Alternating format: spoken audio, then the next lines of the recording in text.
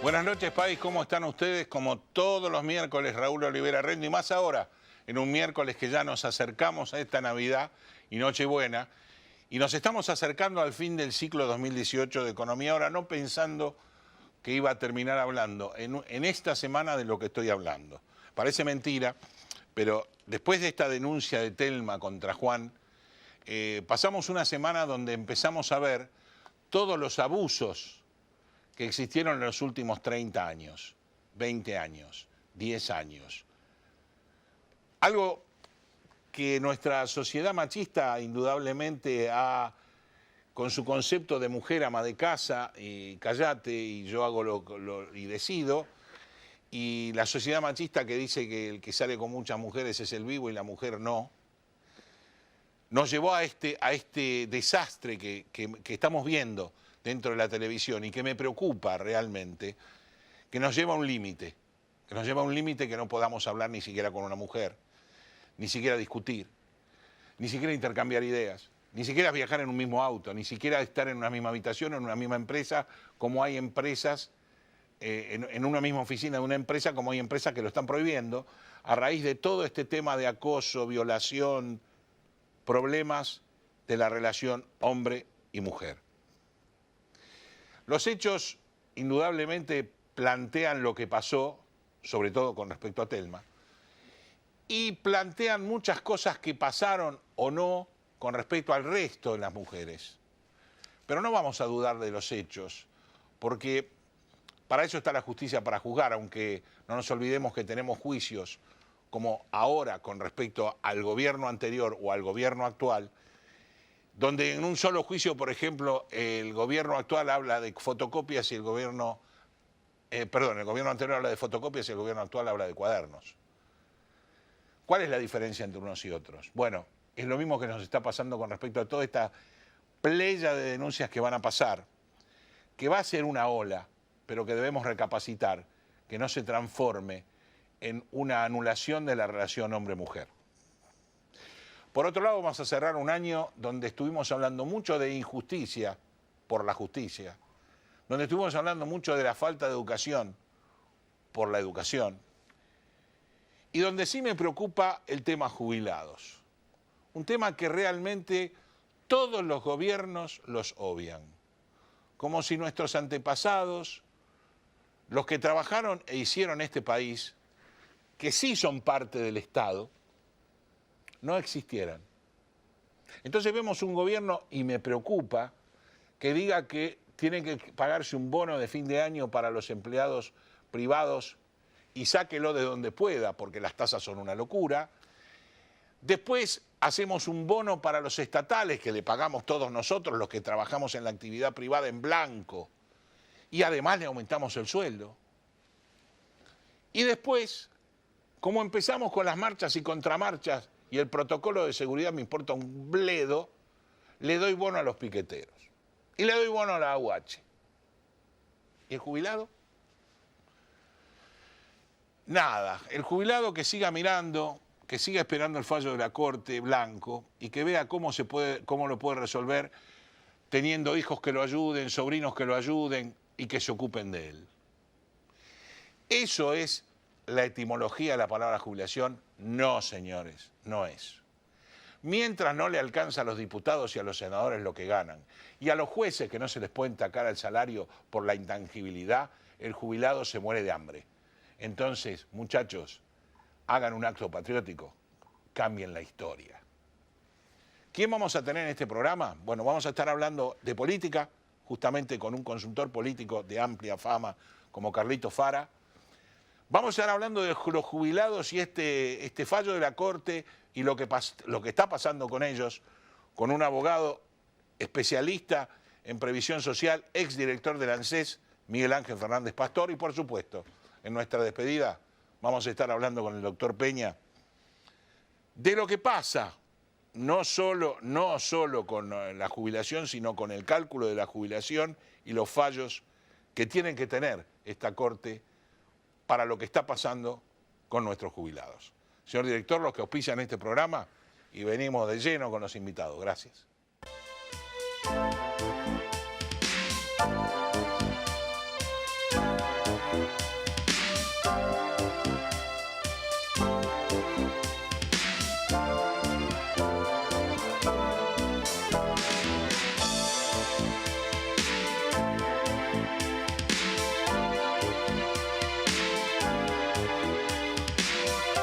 Alianza Group nace ante la necesidad de contar con una empresa confiable para realizar tareas de remanejo de mercadería.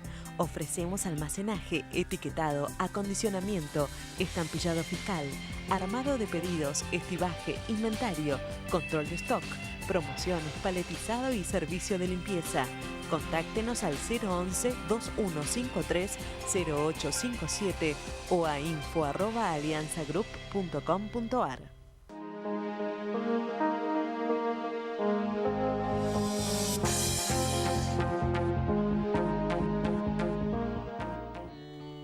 Relevamientos y auditorías fiscales Sociedad Anónima.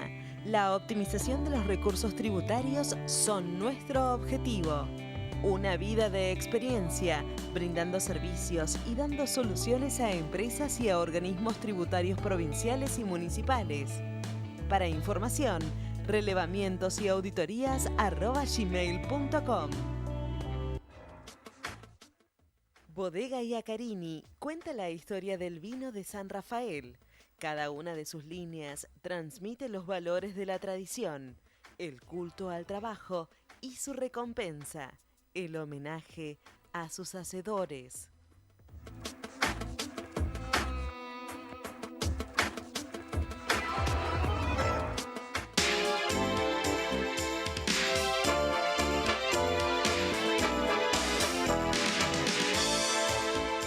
Bueno, primer bloque del programa, lo dije en la apertura, y voy a estar con Carlos Fara, consultor político. Gracias, Carlos, que hemos tenido la suerte de poderte obtener que vengas a nuestro programa por los problemas de horario, ¿no? Sí. Pero bueno, contame un poco de este libro que es importante, un libro digital de cómo ser un consultor político, que creo que este libro lo que hace es enseñar. Exactamente. Es tratar de enseñar y que no se repitan los errores. Es alguien que se dedicó toda su vida a esto, sí, de explicarnos un poquito cómo es ser. ¿Y cómo es ser en síntesis? Mirá, básicamente lo que ahí un poco, digamos, lo que muestra es como todas las oportunidades laborales que tiene un consultor político, que van desde lo más típico, que son las campañas electorales, pasando por la comunicación de gobierno, pero también, digamos, trabajando con muchos actores sociales y de la sociedad civil que necesitan interactuar con el sistema político, claro, que necesitan desarrollar una estrategia y que, por supuesto, necesitan comunicación.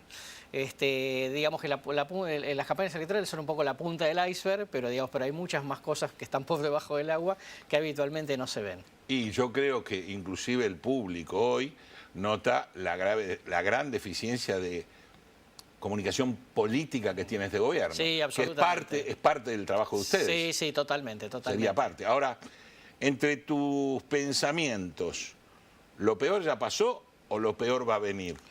Da la impresión, digamos, de que todavía lo peor va a venir, ¿no? Porque la verdad es que el ajuste, digamos, que está pautado en el presupuesto, hay que ver, digamos, cuánta tolerancia tiene, digamos, la sociedad, digamos, y la economía, como para la economía real, la economía de todos los días, para tolerarla, ¿no?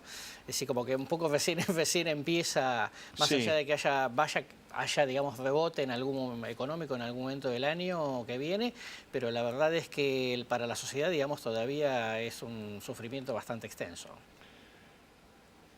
Según tu concepto, esta recesión o esta estanflación que se creó va a ser mucho más larga de lo que nos cuentan. Sí. Por un lado nos está contando el FMI que en abril algunos sectores políticos, económicos que en marzo, yo no lo creo, yo creo que el 2019 lo pasó por encima, sobre todo con un año que empezamos con el chipún, chipún, chipún, empezamos en marzo y terminamos allá por octubre, y sabemos que todos los años electorales se distiende todo, se gasta más. Este país vive gastando más de lo que necesita hace muchos años. Y esta es la consecuencia que tenemos hoy, no haber parado a tiempo. A mí me encantó el mensaje del el nuevo presidente de México, el primer día bajando los sueldos, bajando los gastos, bajando... Yo dije, qué bien, ¿no?, que lo hace el primer día. Claro, porque el efecto shock ya le dura bastante tiempo en participar. Cuando vos lo querés hacer el cuarto año, ya es como que llegaste tarde. Totalmente así, por supuesto. Ahora, ¿qué pasa con estas internas que existen dentro de la propia coalición, que también es parte de una comunicación hacia el exterior, hacia el público, hacia el pueblo que lo eligió? Por un lado tenemos el discurso de Lilita, por otro lado tenemos el discurso del radicalismo que se va para un lado, por otro lado decimos Cambiemos no se rompe. A mí me da un miedo al del arruazo, ¿qué querés que te diga? Mira, creo que va a ser distinto por varias situaciones. Primero porque lo más probable es, digamos, que el gobierno de Macri termine en términos institucionales. Digamos, no por ese miedo de que termine antes, sino porque esta coalición, cuando llegue a la próxima elección, es como que no va a ser lo que fue. Seguramente sí, porque, digamos, primero, obviamente Macri va a pagar dentro de la propia coalición, digamos, todos los errores que ha hecho para un lado y para el otro, que le pueden facturar los socios, y el primer mandato tenés un poco más, bueno, ayúdenme a llegar, claro, te ayudamos a llegar, bueno, claro, buscamos la reelección, y cuando ya pases, bueno, pero entonces ahora hablamos en otros términos, ¿no? Que sería lo que pasaría en toda relación humana, digamos, como decía, claro, bueno, claro, pasas una determinada claro, crisis, bueno, yo te banco, pero a partir de ahora tenemos que aclarar algunas cuestiones. Me parece que desde ese punto de vista la segunda parte, digamos, políticamente va a ser más complicada que la primera, porque la primera es todo, bueno, vayamos, empujemos, claro, pongámosle claro, buena onda. La bueno, primera era tenemos que llegar. Tenemos que llegar. El problema es ahora llegamos y actuamos mal. Claro, totalmente. Bueno, dispensamos los errores. Ahora ya fuiste reelegido. Entonces ahora, digamos, conversemos en otros términos. Me parece que eso es lo que va a pasar. He leído algo tuyo diciendo que volvemos a votar por el menos malo, y eso a mí me asusta, porque también yo tengo una frase que en este programa la uso mucho, que peor que esto no hay, y siempre hay. Y claro, lo vinimos diciendo allá, lejos. La otra vez hablaba del gran gobierno de Ilía, hay gente que ni sabe quién fue Ilía, pero... y lo echaron. Y entonces después empezamos así, bueno, peor que esto no hay, peor que esto no hay, cada vez es peor.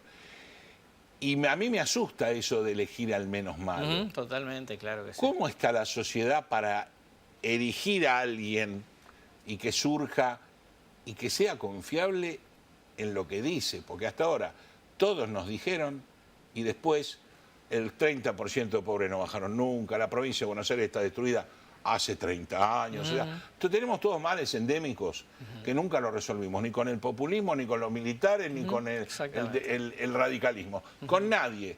Porque es como que cuando te sentaste en el sillón, los problemas se fueron. Empezamos en otra cosa. Sí, totalmente. ¿Y vos pensás que puede pasar algo de eso, o vamos a volver a decir lo que hizo Cristina y lo que hizo Mauricio? A ver, creo que, digamos, que hoy por hoy, si fuera por la sociedad, probablemente no elegiría a ninguno de los dos, ni a Mauricio, digamos, ni a Cristina. Estoy convencido que sí, por lo menos lo que me pasaría a mí. Claro, totalmente. El problema es cuando llegás a la mesa de votación, ¿qué te encontrás? ¿No? Así, cuando diciendo, yo venía con ganas de comer esto, pero en el menú no está. Claro. ¿No? Y entonces el tema es, ok, ¿cómo esto? ¿No lo comés? Bueno, si está... Ahí vamos al menos mal. Si está más o menos bien hecho, digamos, te lo bancás, pero, digamos, no te vas satisfecho de la cuestión. Siempre vas a estar buscando, digamos, en algún momento el restaurante que te ofrezca lo que efectivamente querías comer ese día, ¿ok? Y me parece que, digamos, que ojo, que todavía eso puede pasar, digamos, ¿no? Que la sociedad diga, che, ¿y por qué no nos fijamos en fulano o en mengano? Eso todavía puede pasar, pero es un escenario abierto que yo te diría, si me pones un valor en la cabeza de decir, ¿vuelve Cristina o no vuelve Cristina? Yo diría que hay más probabilidad de que Cristina no vuelva de que vuelva, ¿ok?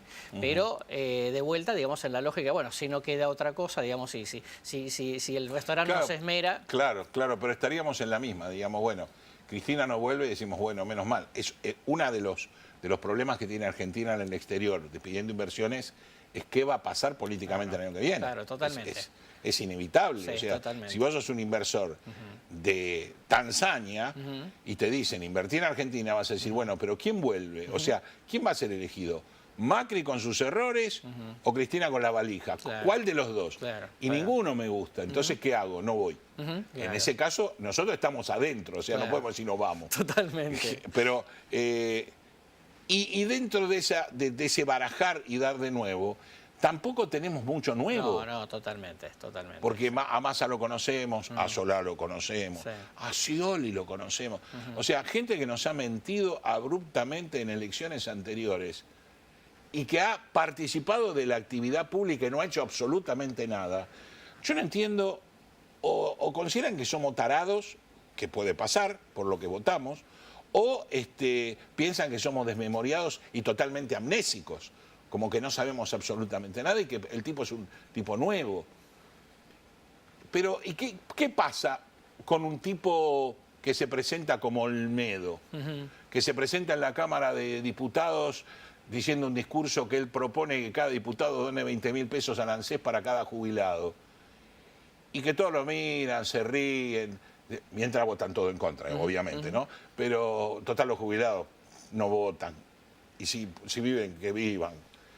¿Qué pasa en la sociedad? No le puede empezar a creer, porque Bolsonaro viene de muchos años de política. Olmedo también. Totalmente. Viene de una provincia que es difícil, pero está impoluto porque le están buscando carpetazos y no los tiene. Efectivamente.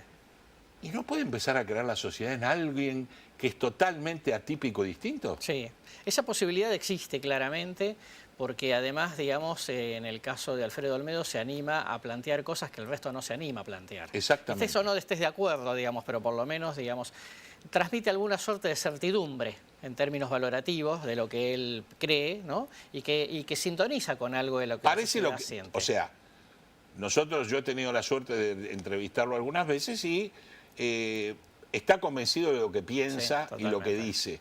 Que eso no todos los políticos te lo demuestran porque mostrás on y off y son diametralmente opuestos. Y Olmedo es así, es genuino. Pero, y Argentina no está pidiendo, porque la gente en la calle dice, seguridad, yo quiero que vuelvan los milicos, ¿viste? Ese tipo de cosas que nadie te diría en este momento, bueno, pero vos sos un genocida, ya terminó esa historia. Claro. Yo quiero el orden, no matanza, el orden. Obvio. Porque el que vivimos, los que vivimos los 70, los que vivimos los 80, sabemos de lo que veníamos y a dónde íbamos. A mí no me la tuvo que contar Cristina, que era el 70 y que teníamos a San Martín por un lado y a los muchachos de los montoneros por el otro, y eran iguales. No eran iguales, para mí no eran iguales. Y hubo matanza de ambos lados, con lo cual no justifico ni una ni otra, ninguna es válida. No quería eso, pero sí quiero un orden en el país. Y hoy tenemos el problema de que la gente se siente insegura, el problema de que no llega a fin de mes, el problema de la pobreza estructural que tiene un país que decimos que somos el granero del mundo. Entonces, los argentinos somos los rengos diciendo que jugamos como Messi. Algo por el estilo. Y eso, ¿cómo vos lo ves encarado hacia lo nuevo? Hacia esto nuevo que vamos a encarar y que va a ser, creo que es el hartazgo de lo mismo o empezar a respirar algo nuevo. Totalmente. Porque Cambiemos no fue Cambiemos, eso no hay duda. Ahora, ¿qué hace la sociedad ante lo que vos decís? ¿Mal menor? ¿O espero algo bueno? ¿O espero algo?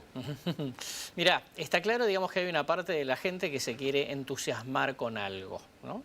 Nuevo, digamos, o no tan nuevo, pero que se quiere entusiasmar con algo.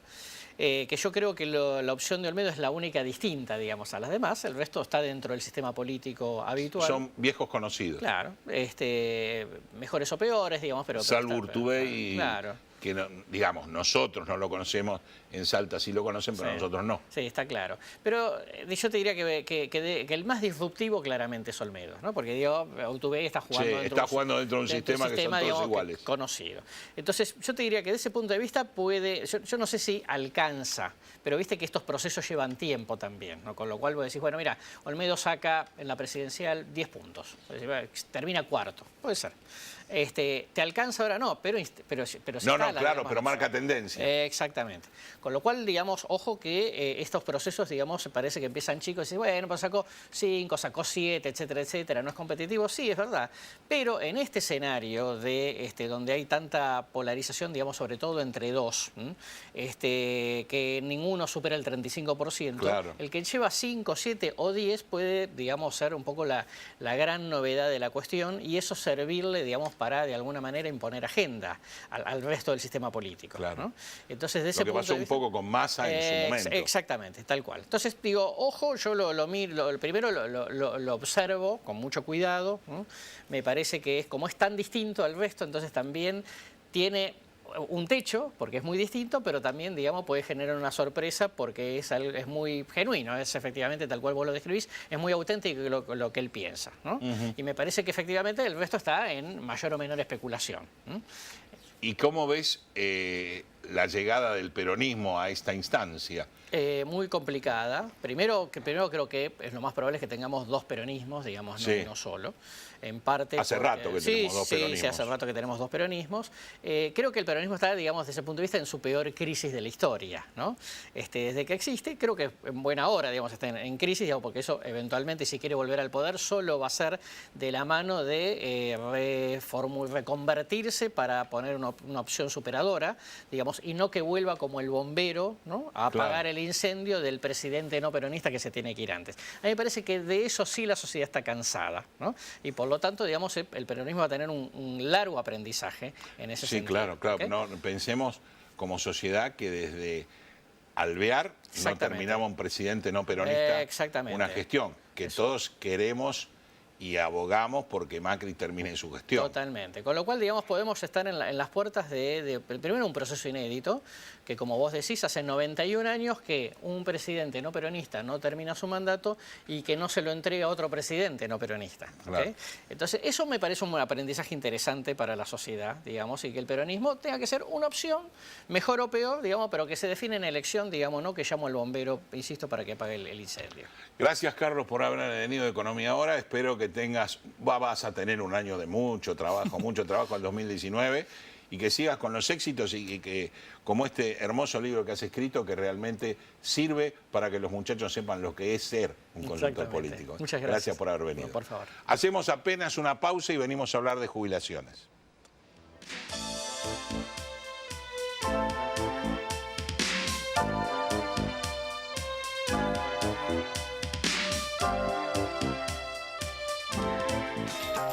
Oeste PAC, desde hace 20 años en zona oeste.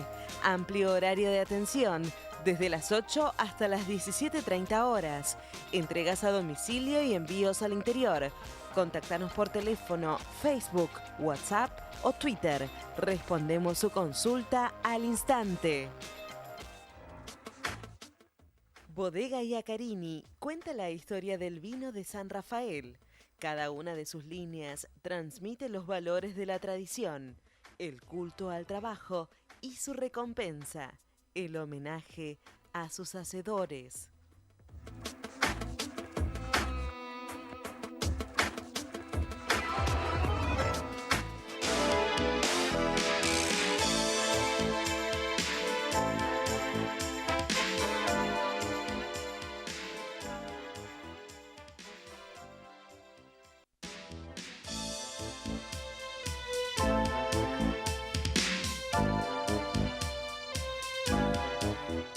Bueno, segundo bloque del programa y vamos a hablar de jubilaciones. Estamos con Miguel Ángel Fernández Pastor, abogado, especialista en seguridad social. Gracias por estar en Economía Ahora. No, gracias a ustedes. Es un tema muy profundo para nosotros, sobre todo porque yo soy partícipe como jubilado también, como te pasa a vos. Así es. Y bueno, contanos un poco de este fallo de la Corte hacia los jubilados. ¿Qué es lo que está en danza, no técnicamente, sino para el jubilado que nos está escuchando? Bueno, para el jubilado que en general nos está escuchando, salvo que haya iniciado un juicio ANSES, este fallo no le significa absolutamente nada. Ajá. Solo tiene impacto en aquellos que iniciaron juicio.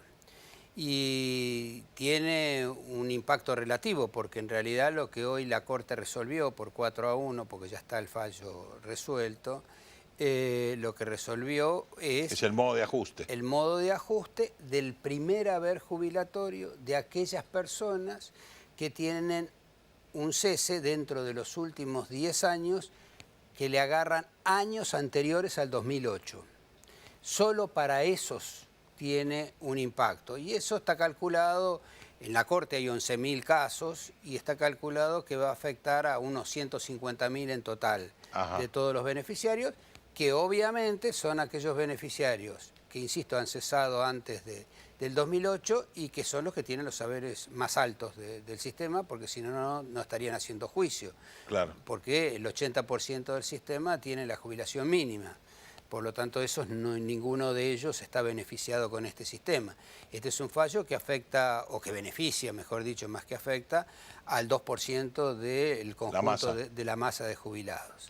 ¿Todo este problema nace con el Fondo de Garantía? No, nace con la Ley de Reparación Histórica. Ajá. La Ley de Reparación Histórica fijó un esquema de acuerdo transaccional con aquellos que tenían derecho a cobrar una creencia por parte de ANSES y les propuso que para pagarles más rápidamente les disminuía la creencia. ¿Cómo lo hacía? En vez de aplicar un índice que era el IFBIC, que aplicó la Corte en el caso del IF, aplicarle un índice que es el RIPTE, esta palabrita que hemos empezado a aprender y que tanto se habla hoy en día, que en términos prácticos significa en uno el 40% y en el otro el 100%. En el IFBIC es el 100% y el RIPTE es el 40%. Entonces, de esa manera, le ofreció a casi 1 millón de personas, dice ANSES, yo creo que son mucho menos, pero no importa, supongamos que sea 1 millón de personas los que se beneficiaron con esto, aunque perdieron el 60%, eso ya lo perdieron, eso ya no tienen derecho a reclamar, a reclamar absolutamente nada, mientras que todos aquellos que tenían juicio, ANSES que dijo, ya les pagué a todos los que no tenían juicio iniciado, los que no aceptaron la reparación histórica, ahora voy por ellos también. Es una trapisonda judicial muy burda, porque la ley aclaraba expresamente que esto era para aquellos que aceptaban la transacción. Y se los quiso aplicar. Por supuesto, la Cámara rechazó estas peticiones y ANSES apeló ante la Corte. ¿Esto qué significó en términos prácticos? La pérdida de 2 años de todos los que estaban haciendo juicio. Porque pasaron a la Corte, ahí esperaron el sueño de los justos y ahora se toma la decisión de reconocer lo que ya la Corte tenía dicho en el fallo del IF, que era que debía aplicarse el fallo IFBIC, y le agregan un temita que es que le dice al Congreso que arme un índice de reemplazo. Lo que es un absurdo, en este juego de absurdos en el que estamos en la Argentina, ¿no? Totalmente. Porque ¿cómo hace el Congreso para definir un índice que tiene que tener fecha de vencimiento en el 2008?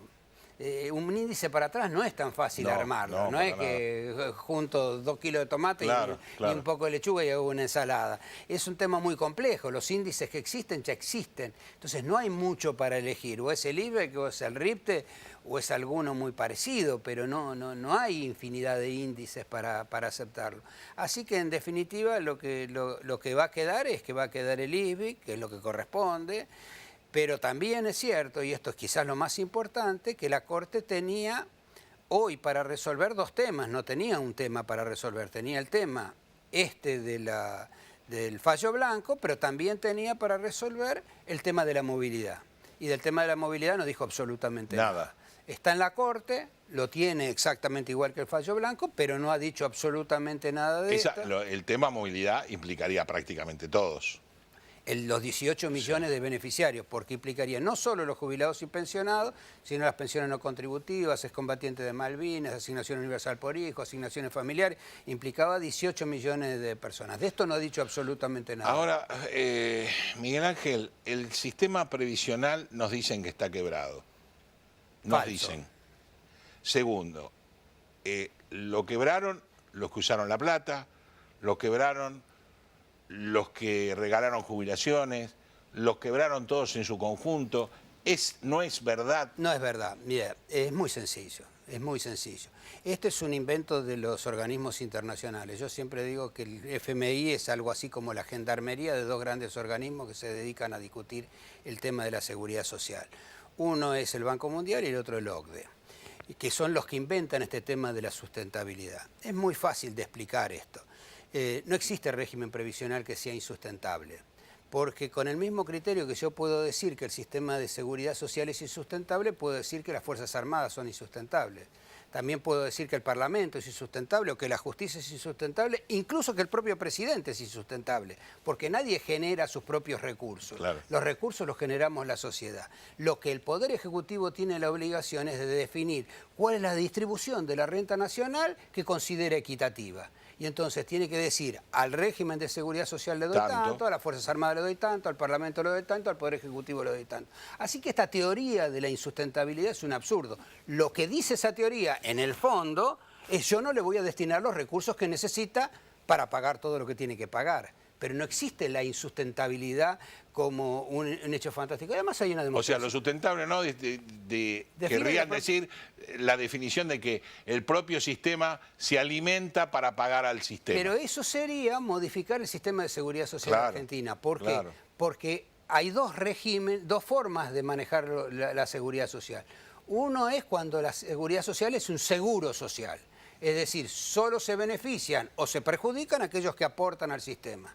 Y otro es un sistema de seguridad social donde además de los aportes y contribuciones que hacen los trabajadores y los empleadores, se le incorporan impuestos. Cuando se le incorporan impuestos, como pasa en la Argentina, Así casi es. el 50% de los recursos, los beneficiarios es toda la sociedad. Es toda la sociedad. Es toda la sociedad, porque en definitiva todos aportamos. Si todos aportamos, todos tenemos derecho. Podrán tener algunos un poquito más de derecho y otros un poquito menos, pero derecho en definitiva tienen todo. Así que este tema de la sustentabilidad que le encanta a los organismos internacionales, porque en términos técnicos lo que significa esta palabrita sustentabilidad lo tiene definido el Banco Mundial hace muchísimos años. Significa que en los países en vía de desarrollo no se puede gastar más del 4,5 o 5% del PBI en materia de seguridad social. Y en la Argentina cometimos el delito, si quiere, de gastar 9,8 del PBI. Y entonces eso es lo que le llaman falta de sustentabilidad. Que por otra parte, cuando uno analiza las decisiones de que se habla, se da cuenta que el absurdo, por ejemplo, uno de los ataques que hace el Ministerio de Hacienda tiene que ver con el tema de los que llaman los beneficiarios de la moratoria. Haciéndole creer a la gente que si eliminara a los beneficiarios de la moratoria, todos los demás beneficiarios ganarían más. Esto es una falsedad, porque los otros beneficiarios cobran de acuerdo a la ley. Y si no cobran de acuerdo a la ley, hacen juicio. Es decir, si yo saco todos los beneficiarios de la moratoria, ¿quién es el que se beneficia? El Tesoro Nacional, que ahorra dinero, y eso sirve ¿para qué? Para pagar los intereses de la deuda. No hay otra explicación. ¿Qué lógica existe dentro del gobierno de primero hablar un bono, generar un bono para los privados, así, por decreto? Luego, ya que me hacen quilombo los piqueteros, les meto el bono a los piqueteros. ¿Y los jubilados qué venimos a hacer? Y agreguemos que también le dio el bono a los empleados del Estado. No, a los empleados del Estado no solo le dio bono, sino le dio aumento. Le dio aumento y bono. Sí, es un gobierno que de liberal poco, de populista mucho. Exacto. Ahora, de los jubilados ni hablar. Ni hablar. Y yo ganan tan bien que cómo le va a dar un bono. Pero yo creo que va más allá de eso. Yo creo que va... Por eso, ¿a dónde va? Forma parte de una estrategia, de esta estrategia a la que yo me refiero, que tiene que ver con las decisiones que toma... Lo insustentable. Con el tema de lo insustentable. Entonces se inventan esta palabrita de lo insustentable, la instalan en el conjunto de la sociedad. Para justificar todo. Hace que la sociedad crea que porque hay planeros, porque hay asignación universal por hijo, porque hay jubilaciones de la moratoria, hay déficit. No, en la Argentina hay déficit porque la Argentina se endeudó de una manera descabellada y entonces ahora no le alcanza para pagar los intereses de la deuda. Además hay una explicación que yo creo que es muy fácil de demostrar. Durante 12 años yo no oí nunca a un ministro de Economía quejarse de lo que significaba el gasto de la seguridad social. Es más, los escuché reivindicarlos como política de Estado, como política de redistribución del ingreso, porque entendían que era una manera de incentivar el consumo en la sociedad. Lo que pasa es que en la Argentina y en el mundo hay dos maneras de mirar la política. Una manera que es aquella que cree que en el mercado interno y aquellos que creen que hay que concentrar la riqueza en unos pocos y esos pocos va a derramar Pero en el conjunto de la mundo sociedad. el jubilado tiene mucha mejor posición que en la Argentina. En América Latina no tanto.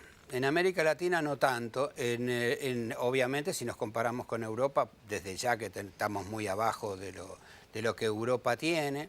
Nosotros habíamos alcanzado un nivel de cobertura muy alto y habíamos alcanzado la jubilación mínima más alta de América Latina. Hoy estaremos en el sexto, séptimo lugar en América Latina y con Europa no tenemos nada para competir. Eso tiene que ver con todas las decisiones políticas que se tomaron. Por ejemplo, una decisión de la cual generalmente no se habla en los medios de comunicación sobre todo, que es esa creación o ese mamarracho de creación que se hizo en la ley de reparación histórica, que fue la PUAM, la Pensión Universal para el Adulto Mayor. Así es. Que le bajó, en definitiva, bajó la mínima al 20%, porque si yo pago el 80% de la mínima es porque bajo la mínima al 20%. Y esa PUAM hoy la cobran más de 100.000 argentinos. Y en el futuro la van a cobrar millones. Y crece. Crece constantemente. Y la van a cobrar millones. Así que, en definitiva, lo que hizo fue bajar la jubilación mínima. En realidad la torta lo que han hecho es incorporar gente para disminuir la torta en la cabeza de cada jubilado. Así es. Incorporar no se ha incorporado demasiado. Se ha incorporado, sí, los beneficiarios, sobre todo los beneficiarios de la asignación universal por hijo que tienen que ver con... No, en la época de la expresidenta, sí, claro, metió por la ventana 2 millones de jubilados. 3,5 millones. ¿3,5 millones? 3,5 millones. A mí no me gusta la palabra que entraron por la ventana, entraron por derecho propio. No, está bien, le dio el derecho a entrar. Le dio el derecho a entrar. Pero por eso ahí no coincide con lo insustentable, porque nosotros por un lado decimos vamos a generar más el plan no trabajar, la UH, o sea, todas las ayudas habidas y por haber, que deberían ser de emergencia y no definitivas, y el jubilado es el que las paga siempre, sí, porque es el menos tenido en cuenta. Sí, yo creo que con el plan de inclusión jubilatoria fueron tenidos en cuenta. Esa incorporación masiva significó un crecimiento de la recaudación casi exponencial, que terminó beneficiando a todos. Para dar un número, por ejemplo, cuando empezó la ley de movilidad jubilatoria en diciembre del 2008, los jubilados cobraban, la jubilación mínima representaba en ese momento el 70% del salario vital mínimo y móvil. Sí. Y en el 2015, es decir, 6 años después, esa jubilación mínima representaba el 81%. Quiere decir que ese movimiento económico que hizo crecer la recaudación, recompuso el haber de los jubilados en una manera muy importante. Lo que pasa es que las políticas en esta materia tendrían que ser políticas de Estado y continuarse en el tiempo. ¿Y cómo incidió después de eso en el cambio de índice que hizo este gobierno? Desastroso. Incidió en que este año, esto es una prueba elocuente, yo siempre lo digo a veces Sí, lo he escuchado, sorna, por eso pido que lo diga. A veces medio en sorna, le digo a un jubilado, mire, hágame el favor, agarre su recibo de septiembre del año pasado, el que cobró, y agréguele el 28,4%. Y va a ver qué es lo que gana en diciembre de este año. Es decir, en 15 meses el incremento fue el 28,4%. Solo en este año... Perdió un 20%. Perdió un 20%. Pero si le agregamos el 6,7% de ese último trimestre, la pérdida alcanza casi al 30%. Porque como es progresivo. Entonces, esa es la mejor prueba elocuente. Y hay otra prueba elocuente que es muy interesante valorar. No la miramos en dólares porque no más. No, en dólares es una locura. Se muere la gente. La gente se muere, pero hay una fórmula que es muy interesante para medir. Usted sabe que el gobierno está haciendo ingentes esfuerzos por ingresar en la OCDE, ¿no? Sí. Porque pareciera ser que es como ingresar en el primer mundo. Yo siempre cuento que en la OCDE hay 2 países latinoamericanos que forman parte de la OCDE, que son Chile y México. Los 2 tienen régimen de capitalización y los 2 pagan la jubilación mínima más baja de América Latina. Con régimen de capitalización. Los 2 con régimen de capitalización individual y los 2 pagan la jubilación más baja de América Latina. Ese es el destino de los argentinos si vamos a la OCDE. Gracias, Miguel Ángel, por haber venido a Economía Ahora y bueno, por aclararle a los amigos jubilados y a mí, en especial, todo lo que fuimos perjudicados y esperemos que nos escuchen alguna vez los políticos, porque no somos de desecho. No, claro que somos, no. somos lo que hicimos la patria, ¿no? Así es. Y yo creo que nosotros también tenemos la obligación de decir las cosas como son y explicar parte de la historia. Yo siempre cuento que acabo de cumplir 69 años y este es el 4º proceso neoliberal que nos toca vivir. Los 4 procesos se llevaron la seguridad social puesta. Muchísimas gracias. Gracias a ustedes. Hacemos una pausa y venimos con el doctor Peña.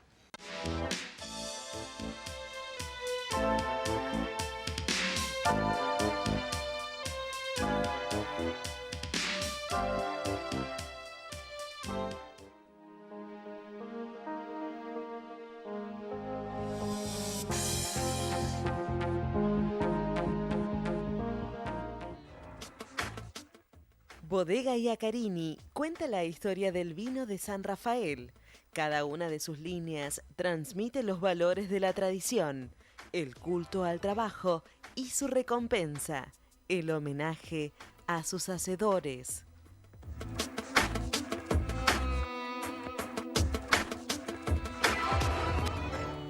Relevamientos y auditorías fiscales Sociedad Anónima. La optimización de los recursos tributarios son nuestro objetivo. Una vida de experiencia, brindando servicios y dando soluciones a empresas y a organismos tributarios provinciales y municipales. Para información, relevamientosyauditorias@gmail.com.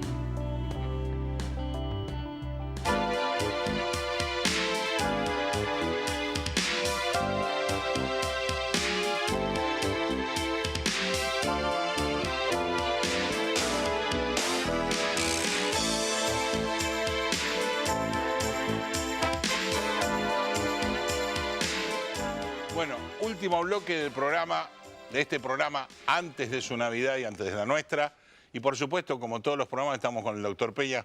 ¿Cómo está, doctor? ¿Bien? Muy bien, doctor. Me alegro mucho y por otro lado, estoy como jubilado preocupado de que permanentemente los gobiernos se olvidan de los jubilados. En esta carrera hasta del bono entraron todos, hasta los piqueteros, menos los jubilados. Sí. Es un gobierno como que no escucha o no les tiene miedo porque no... No les tiene miedo. Claro. Falta lo siguiente, no tenemos paritarias. Claro. Es decir, acá... No, yo creo que la paritaria la hizo el gobierno con el cambio de índice, que justamente estamos esperando el fallo de la Corte por el blanco, donde le ha mochado a los jubilados, calculo que un 20% en el año mínimo. Claro, por supuesto. Es el sistema de descarte. Hay que descartar algo, descartamos los jubilados, que total, no tienen voz, no se juntan, no están agremiados. Yo creo que la culpa lo tienen los legisladores. No hay duda. Los legisladores. Los legisladores, si por ejemplo leyeran, aunque sea el diccionario, en el diccionario leerían qué quiere decir jubilación. Está en la definición de la Real Academia Española. Lo digo taxativamente como es. Es el haber pasivo para el disfrute, para disfrutar la persona jubilada. Palabra tal cual. Es un chiste. Claro. Es En un este chiste. país es un chiste. Claro, ¿quién puede disfrutar? El que está enfrente. Disfruta de los jubilados. Pero todo esto se debe al desmanejo total de la plata tanto de los aportantes como de las contribuciones No, obvio, de los patronales. obvio. Se ha manejado la plata de que han cumplido los patrones, los dueños, los empresarios y los trabajadores. Esto no ocurre en ningún país. Nosotros tenemos también un récord de jubilaciones paupérrimas. Pero eso sí, tenemos un privilegio. El que nunca pagó un peso se jubila. No trabajó nunca, pero sí. No aportó nunca. Pero es el populismo. Claro. Vienen los piqueteros, tremenda horda de vagos. Sí, sí. Hay que darle un bono el bono para no trabajar. El bono para no trabajar. El otro beneficio de los plan trabaja. No, es plan no trabajar. No trabajan en nada, barran las calles, corten los árboles. No, les tiene miedo, no se toca. El populismo que viene arrastrado de varios años y sigue, y sigue. Y todo el mundo no se da cuenta. Pero nosotros no votamos un cambio allá por el 2015. Claro, pero pusimos la marcha atrás. Hicimos el cambio marcha atrás. No nos dimos cuenta, estaban juntos para la derecha. Sí, porque vamos a llegar al 2019 con peores índices que el 2015. Claro. Sin poderle echar la culpa a No, ya lo se anterior. acabó. Ya se acabó. Ya se la echamos, se le dijimos, se le dijo todo, están todos los juicios que marcan todo el manoseo que se ha hecho de todo, y entre ellos del ANSES. ¿Quién es el primer desbaratador de los derechos de los trabajadores? El que lo liberaron. Aimé Boudou. No importa, claro, lo liberaron, pero lo liberan de acuerdo a la ley, está bien, sentencia firme, tiene 4 o 5 más, ya se va a pasar unos cuantos años adentro. Claro, Boudou hizo el famoso fondo que tomó de nuestras cuentas personales, lo armó en un fondo de garantía para las futuras jubilaciones. Hizo operaciones. Y después hizo operaciones financieras. Que no creo que hayan salido malas, pero nosotros no recibimos nada, No, por en supuesto. absoluto. Y uno termina... Salvatajes, hizo salvatajes. El salvataje. Y uno termina haciendo los juicios que el que se pone con fuerza lo gana. Pero después de 52 años de trabajo, 52 años, hasta los 18... Sí. Yo trabajé antes, pero a los 18 años era... Pongamos que es el régimen se ponía normal. Era, en mis tiempos, era estampilla de caja de ahorro. Ah, de caja de ahorro, sí.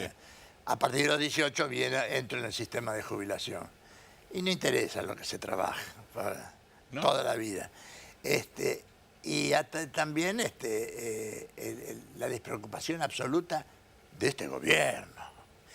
Y aparece ahora este juicio que, entre paréntesis, desde ya adelanto, que esto va a ser una cuestión, un mix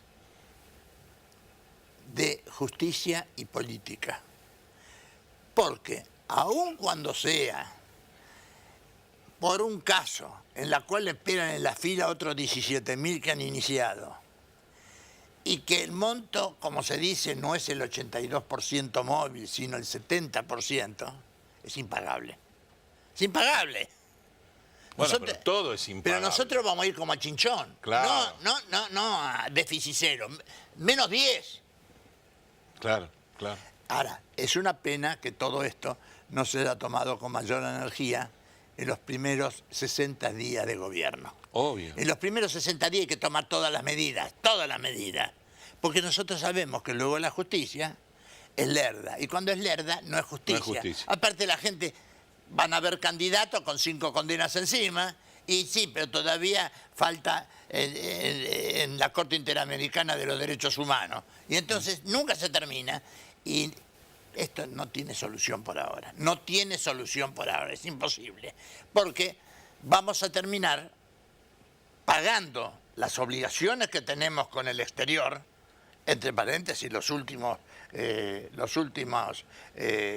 ingresos del préstamo del Fondo Monetario, pero lamentablemente el default está a la vista. Yo creo que sí, porque lamentablemente el panorama y el rumbo que tomó el gobierno es un rumbo que ya venía mal y que lo continuó y lo incrementó. Lo incrementó.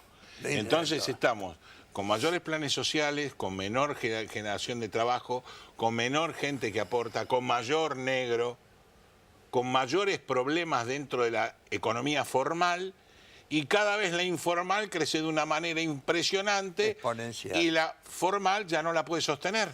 Claro, y lo que pasa es lo siguiente, y se generó y agravó la cultura del no trabajo. Claro, exactamente. Bueno, que eso es lo peor que le pudo pasar al país.